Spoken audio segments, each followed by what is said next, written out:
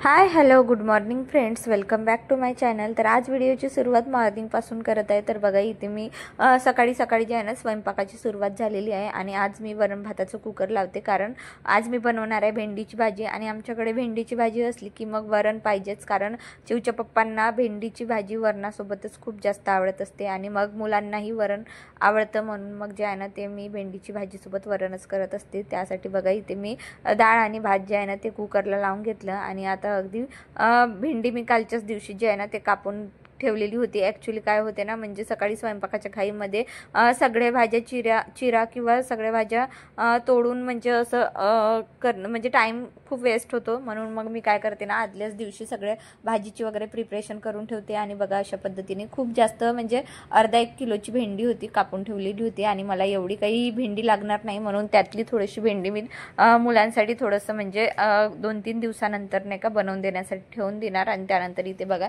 कांदा टोमॅटो मिरची कापून घेतली आणि अगदी तिळाचं तेल मी इथे वापरलेलं आहे आणि तिळाच्या तेलामध्येच मी इथे भाजी फोडणी घालते। यामध्ये थोडं जिरं घातलं आणि लसण पाकळ्या असतात ना 5 ते 6 लसण पाकळ्या छान बारीक बारीक चिरून जे आहे ना त्याचे काप टाकले, याच्याने टेस्ट खूप छान येत असते। आणि त्यानंतर इथे कांदा टाकला।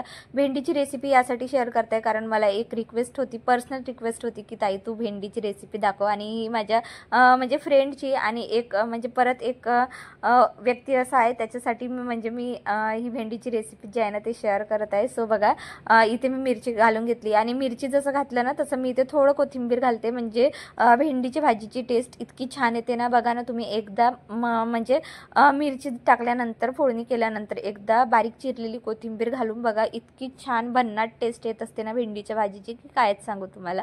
त्यानंतर बघा इथे टोमॅटो घातले आणि टोमॅटो जसं घातलं तसंच मी मीठ घालत असते, जेणेकरून टोमॅटो छान शिजले जातात। त्यानंतर थोडी हळद घातली आणि तिखट वगैरे काही टाकत नाही, फक्त मी मिरचीची जी आहे ना ती भेंडीची भाजी बनवत असते। आणि आमच्या ओनरच्या मुलीला जी आहे ना तिलाही माझ्या मी जशी बनवते ना तशी भेंडी तिलाही खूप आवडते, आणि म्हणून म्हटलं एक स्पेशल असा व्हिडिओ बनवावा, कारण 2 ते 3 छान अशा पर्सनल कमेंट आले होत्या की भेंडीची भाजी दाखव म्हणून मग मी इथे बनवत आहे। तर बघा छान मसाला शिजू दिला आणि बघा यामध्ये घातलं मी भेंडी आणि मला साईड बाय साईड जे आहे ना पूर्ण स्वयंपाक करायचं होतं, म्हणून मी बाजूला चपात्या घालून घेते। तर बघा इथे भेंडी 1-2 मिनिट जे आहे ना ते छान वाफवून घ्यायची आणि जशी वाफली तशी मग ती कडेला चिकटू नये म्हणून परत एकदा असं छान नाही का म्हणजे परतून घ्यायचं। आणि तुम्ही इथे बघू शकता एकदम यम्मी अशी रेसिपी माझी तयार झालेली आहे। वरून जे आहे ना ते कोथिंबीर टाकते आणि टमाटर टाकल्यामुळे भेंडी छान शिजते आणि झाकून शिजवल्यामुळे अजून जास्त शिजला जाते। त्यानंतर इथे बघा वरण पण बनवून घेतला आणि त्यानंतर लगेच स्वयंपाक वगैरे सगळं आवरून घेतलं आणि लगेच आली मी इकडे। ॲक्च्युली मला आहे ना म्हणजे हे मिरर थोडं क्लीन करायचं होतं आणि काय झालं ना म्हणजे मिरर मी नेहमी माझा जो मॅजिकल लिक्विड आहे ना त्याच्यानेच करत होती, पण यावेळे बाय चान्स मी हे कॉलिन घेऊन आलेली आहे आणि त्यामुळे आता जे काही मिरर जेवढे काही घरातले मिरर आहे ना ते सगळे मी कॉलिननीच क्लीन करत आहे। सो बघा इथे सगळं कॉलिन मारून घेतलं आणि खरंच म्हणजे मला असं वाटतं की कॉलिननी अजूनच छान म्हणजे मिरर छान क्लीन होऊन जाते। जसं मिरर क्लीन करायला आली जशीच वर बघितली ना इतके जाळे लागले होते की कायच सांगू तुम्हाला, म्हणून म्हटलं एक जाळे काढण्याचा माझ्याकडे असा ब्रश आहे त्याच्यानेच पूर्ण जाळे जे आहे ना ते काढून घेतलं अगदी पूर्ण कानाकोपऱ्यातले, कारण काय होते ना बाथरूम साईडचा एरिया आहे त्यामुळे कधी कधी लक्ष जात नाही आणि तसंही घरामध्ये बाकीच्या रूममध्ये सुद्धा भरपूर म्हणजे जाळ्या झालेल्या आहेत। आणि मी जाळ्या काढण्यासाठी आहे ना एक स्पेशल असा ब्रश जे आहे ना ते ऑनलाईन मागवलेला आहे, जेव्हा तो येईल ना त्या दिवशी मी बाकीच्या होममधलं पण म्हणजे क्लिनिंग करताना व्हिडिओ नक्की शेअर करणार। त्यानंतर बघा हे टूल्स ॲक्च्युली काय होते ना वेदांत ब्रश वगैरे करताना सकाळी सो मिरर त्याला थोडं मोठं पडतं म्हणून तो जे आहे ना टूल्सवर उभा होतो आणि कधी कधी काय होते ना त्याने ओल्लेच पाय वगैरे घेऊन जे आहे ना स्टूलवर उभा होतो, ज्यामुळे म्हणजे थोडं म्हणजे धूळ किंवा चिकट झालेले आहे। आणि म्हटलं छान असे टूल्स म्हणजे हे जे आहे ना टूल्स मस्तपैकी असं नाही का म्हणजे क्लीन करून घेते, त्यासाठी इथे मी थोडा डिशवॉश लिक्विड घेतला आणि तो जो आपला म्हणजे हार्ड ब्रश असतो ना कपडे वगैरे वॉशसाठी आपण यूज करतो, माझ्याकडे एक जुना होता ब्रश आणि तो असंच वेस्ट होता म्हणून म्हटलं याला याच्यासाठी यूज करते आणि छान असं घसून काढलं पूर्ण टूल जे आहे ना पूर्ण अवतीभोवती सगळ्याच बाजूने अगदी पूर्ण क्लीन करून घेतला पूर्ण आतून वगैरे, कारण काय होते ना कधी कधी म्हणजे कधी कधी टूल वगैरे बाहेरच राहून जातो आणि बाहेर राहिलं की मग धूळ वगैरे त्याच्यावर त्याच्यावर जमत असते आणि जसं मग वेदू ओले पाय वगैरे घेऊन घेतलं की मग ती धूळ जी आहे ना ती त्यालाच चिकटत असते. म्हणून म्हटलं आता छान म्हणजे वेळ आहे माझ्याकडे, तर म्हटलं असं एक्स्ट्राची जी आहे ना ती कामे घरामध्ये हाऊसवाईफची चालतच असतात.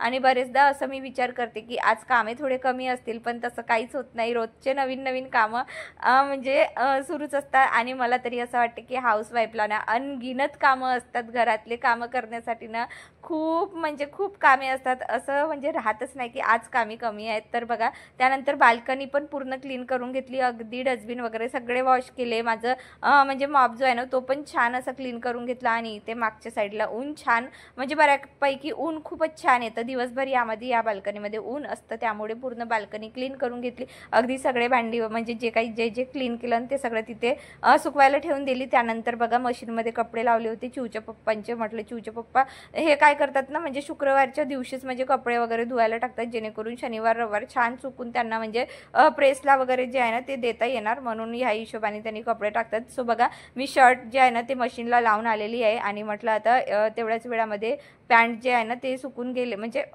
वॉश होऊन गेले होते, म्हणून म्हटलं बाहेर मागच्या बाल्कनीमध्ये टाकते. त्यानंतर अंघोळ वगैरे केली. आणि तुम्हाला माहिती असेल तर कालच्या रात्रीच्याच व्हिडिओमध्ये मी म्हणजे राईस वॉटर जे आहे ना ते काढला होता अगदी प्लांटसाठी. आणि मी ते राईस वॉटर जे आहे ना ते डायल्यूट करते. एक माझ्याकडे असं जग आहे, त्या जगमध्ये मी 2 ग्लास असं साधं पाणी घेतलं आणि तो 1 ग्लास राईस वॉटर असं करून मिक्स केलं आणि अगदी मी झाडांना इथे देऊन देते. आणि बघा राईस वॉटरचे खूपच फायदे आहेत, म्हणजे अनगिनत फायदे आहे. आणि राईस वॉटर आपल्या प्लांटसाठी इतकं चांगलं आहे ना, म्हणजे याची ग्रोथ खूप छान होते. आणि राईस वॉटर आपल्याला काही एक्स्ट्राची म्हणजे काही करायची गरज पडत नाही. अगदी आपण तांदूळ धुतलं तो पाणी न फेकता जर आपण म्हणजे झाडांना दिलं ना तर खूप फायद्याचं होते. आणि बघा त्यानंतर म्हणजे थोडा वेळ होता, म्हटलं मुलांसोबत थोडं खेळूया, थोड्या गप्पा गोष्टी पण होतात. आणि आजकाल म्हणजे काय होते ना, आता समरमध्ये मुलं घरीच राहणार आणि त्यांनाही बोर होतं, मग नुसतं टी व्ही बघणार आणि नाहीतर मग मोबाईलच्या मागे लागणार. आणि म्हणून म्हटलं यांच्यासोबत जर थोडं 1 जरी तास जरी आपण मम्मी लोक जर त्यांच्यासोबत खेळलं ना तेवढंच त्यांना म्हणजे माइंड जे आहे ते फ्रेश होते. सो बघा मी असा एक म्हणजे छोटासा गेम तुमच्यासोबतही शेअर करते. सो बघा असे डॉट्स पाडून घ्यायचे, तुम्हाला जेवढे डॉट्सचे लाईनिंग करायचे ना तेवढेच. सो आम्ही 4 जण आहोत म्हणून मी इथे 5 लाईनचे नाही का डॉट्स करून घेतले. आणि बघा चौघांमधून प्रत्येक एक जण असं म्हणजे एक लाईन ड्रॉ कराल आणि ज्याचा शेवटचा म्हणजे ज्याने शेवटची लाईन ड्रॉ केली आणि ज्याचा स्क्वेअर बनला तर ज्याचे जास्त स्क्वेअर बनतील तो म्हणजे त्याचं असं आपण नावाचं फर्स्ट लेटर लिहून घ्यायचं आणि ज्याचे जास्त स्क्वेअर बनतील ना तो गेमचा विनर राहील. असा एक हा छोटा मोठा गेम आहे. सो म्हटलं तुमच्यासोबतही शेअर करावं, कारण कुठलेही गेम असो मुलांसोबत खेळण्यासाठी कमीच असतात, कारण मुलांना कितीही गेम खेळले त्यांच्यासोबत तरी त्यांच्यासाठी कमीच असतात. त्यानंतर बघा गेम खेळता खेळताच आम्ही म्हणजे कालच्याच दिवशी आहे ना चिवच्या पप्पांनी आरोवाला बोलवलं होतं. ॲक्च्युली काय झालं ना, म्हणजे मला तरी असं वाटते की 3 महिन्यातून 4 महिन्यातून आरो एकदा चेक केलं पाहिजे. पाण्याची टेस्ट आपण नक्की चेक करत राहिली पाहिजे, कारण कधी कधी काय होते ना म्हणजे खूप जास्त म्हणजे सुरू राहून गेला आरो किंवा आपलं बोरचं पाणी संपलं, टंकीतलं जर पाणी संपलं तर मग खूप जास्त गरम झाल्यामुळे पाण्याची टेस्ट थोडी वेगळी लागत असते, म्हणून तिथलं जे आहे ना ते चेक केलेलंच बरं. सो बघा मी इथे काय झालं ना, म्हणजे भांडे घासताना हा वायर खूपच मोठा होता पाण्याचा, जो म्हणजे एक्स्ट्रा वॉटर जातो ना तो सो तो माझ्या हाते म्हणजे बरेचदा म्हणजे सिंक एरिया क्लीन करताना तो हातामध्येच यायचा, म्हणून मग मी काय केली ना असं त्यांना कट करून तिथे छोटासा नळ जो असतो ना तो मिनी नळ जो असतो ना तो लावून घेतला, म्हणजे तो डायरेक्ट आता सिंकमध्ये पडणार. आणि त्यानंतर इथला सगळा पसारा मी काढला होता, सो हा पसारा पण तिथे आवरून घेते. सो बघा ही प्लेट अशी मागच्या बाजूने फुटली होती, पण यामध्ये इतके क्यूट ॲनिमल्स आहेत ना मला फेकाविषयीच वाटली नाही, म्हणून म्हटलं काहीतरी डेकोरेट करण्यासाठी जे आहे ना ते तिथे मी लावून ठेवलं. आणि खरंच जे दादा आरोसाठी आले होते ना त्यांनी पण म्हटलं की मॅडम तुम्ही किचन किती छान म्हणजे सजवलं आहे, म्हणजे वाटतच नाही की तुमचं हा रेंटचं घर आहे. आणि म्हटलं की मला खूप आवड आहे किचन वगैरे सजवायची. आणि त्यांनी म्हणजे थोडी तारीफ केली ना तर मग जेव्हा समोरचा व्यक्ती जेव्हा आपली तारीफ करतो ना तेव्हा खरंच खूप चांगलं वाटते. अगदी त्यांची प्रशंसा ऐकून ना मला खरंच खूप जोश आला. म्हणजे कुणी जर बघा ना आपल्या चांगल्या कामाची जर आपली म्हणजे प्रशंसा केली ना किती आनंद होतो ना, म्हणजे असं वाटते की आपण पुन्हा छान याच्यापैकी अजून जास्त चांगलं काम करावं. सो बघा त्यानंतर मी इथे मनी प्लांट वगैरे छान धुवून घेतलं, म्हटलं लकीली ते खाली निघलाच होता म्हणून बॉटल पण धुवून घेतली.